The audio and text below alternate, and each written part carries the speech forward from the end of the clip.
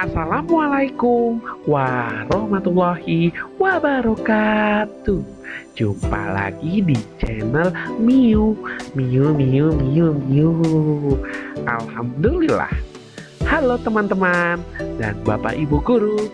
Perkenalkan, aku adalah Miu, kucing asisten Pamaren.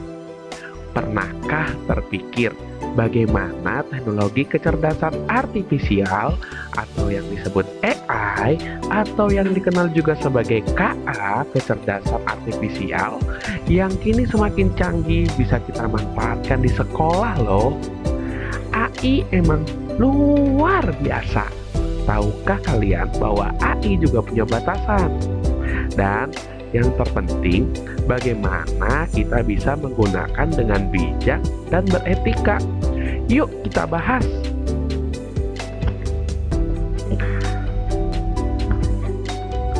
Dalam modul konsep kecerdasan artifisial fase C yang baru saja kita pelajari, ada banyak hal tentang AI.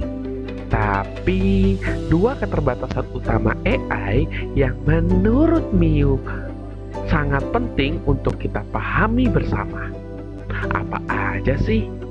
Oke, keterbatasan pertama adalah AI belum memiliki pemahaman kontekstual yang mendalam dan kreativitas sejati seperti manusia.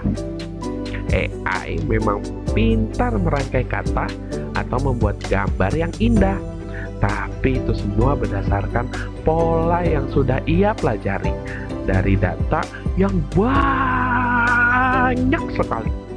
Ia tidak pernah benar-benar memahami makna di balik kata-kata atau emosi di balik sebuah gambar.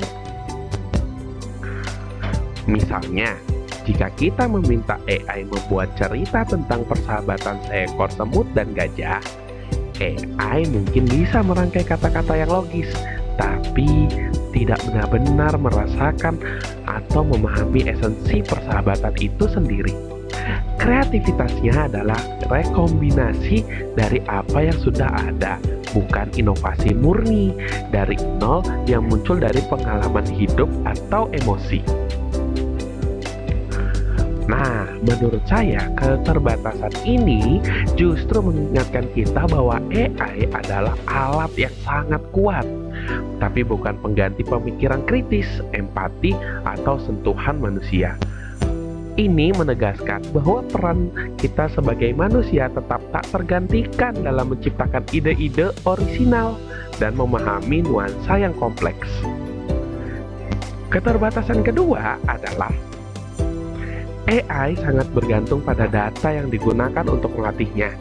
Jika data yang diberikan sedikit, tidak beragam, atau bahkan memiliki bias, maka output yang dihasilkan AI juga tidak akurat atau bisa juga bias.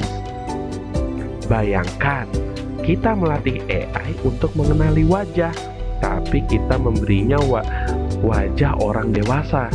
Ketika AI tersebut melihat wajah anak-anak, mungkin akan kesulitan atau bahkan mengidentifikasinya. Ini karena data latihannya tidak mencakup keragaman yang cukup. Pendapat saya, keterbatasan ini menyoroti pentingnya data yang bersih, beragam, dan representatif. Kita harus selalu kritis terhadap sumber data yang digunakan AI, menyadari bahwa bias dalam biasa menghasilkan keputusan yang tidak adil dan tidak tepat. Lalu, bagaimana kedua keterbatasan ini bisa mempengaruhi cara kita menggunakan AI di sekolah? Bagi siswa, ini berarti kita tidak bisa mengandalkan AI sepenuhnya untuk mengerjakan semua tugas, terutama yang membutuhkan pemikiran orisinal, analisis mendalam, atau bahkan ekspresi pribadi. Misalnya, untuk esai yang meminta opini pribadi atau proyek seni yang kreatif, AI bisa menjadi alat bantu untuk mencari ide atau merangkai kata. Tapi pemikiran dan sentuhan akhir tetap harus dari kita. Kita yang harus menjaga lalu memverifikasi informasi yang diberikan AI karena potensi kesalahan faktual atau bias. Nah, Bapak dan Ibu guru, AI bisa menjadi sahabat yang hebat. Misalnya, dalam membuat draft soal, ide materi, atau ringkasan. Namun, guru tetap harus meninjau, mengedit, dan memastikan kualitas serta relevansi outputnya. Guru juga punya peran penting untuk mengedukasi kita para siswa tentang batasan-batasan ini, agar kita tidak salah kaprah dalam menggunakan AI. Mengingat potensi dan juga keterbatasan AI, ada dua prinsip etika yang sangat penting kita terapkan, khususnya sangat menggunakan AI generatif di sekolah kita. Yang pertama adalah prinsip transparansi. Ini berarti kita harus jujur dan terbuka tentang kapan kita menggunakan AI. Nah, yang kedua adalah prinsip akuntabilitas. Ini berarti harus ada pihak bertanggung jawab atas output atau keputusan yang dihasilkan oleh AI, terutama jika ada kesalahan atau dampak negatif. Jadi, teman-teman, AI adalah teknologi yang sangat powerful, tapi ia juga punya batasan dan memerlukan etika dalam penggunaannya. Dengan memahami keterbatasan AI dan mau menerapkan prinsip transparansi serta akuntabilitas, kita memanfaatkan AI secara bijak dan bertanggung jawab.